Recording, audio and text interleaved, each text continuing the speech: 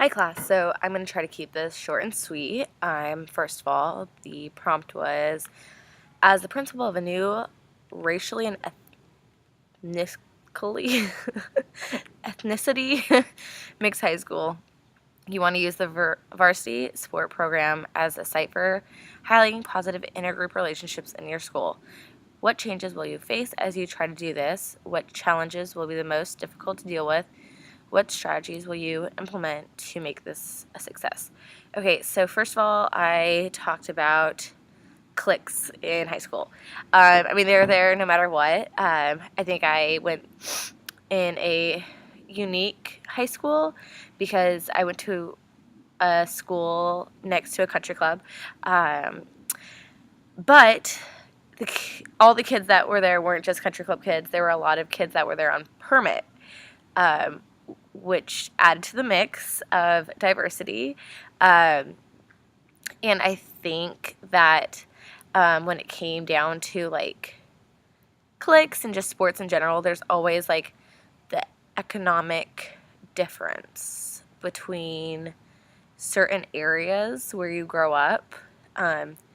Some people just have more money than others, and then it's kind of how people divided themselves within the school and like the groups that they hung out with.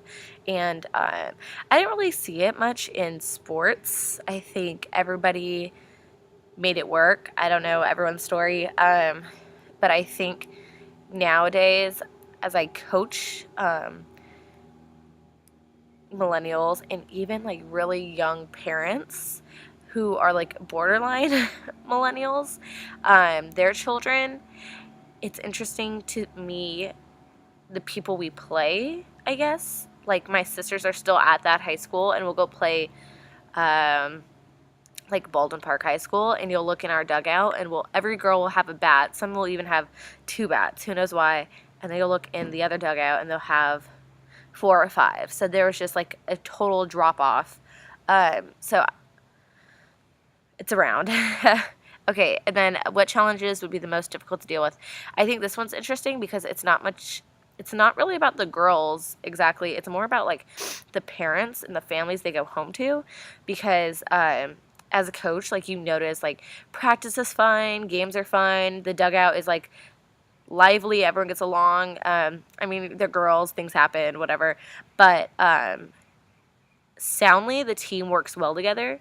It's not until the girls get in the car after the game, after practice, with a parent who's not so happy about, I guess, maybe the kids playing time or whatever, where the parents kind of get into like the kids' heads and the parents kind of vent, and it kind of molds what the kids think.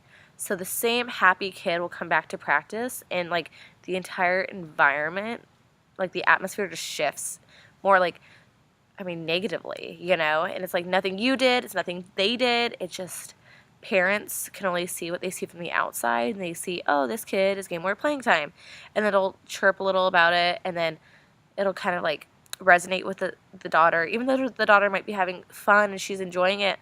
She's like, oh, mom and dad aren't happy, I shouldn't be happy, type thing. So it kind of changes them.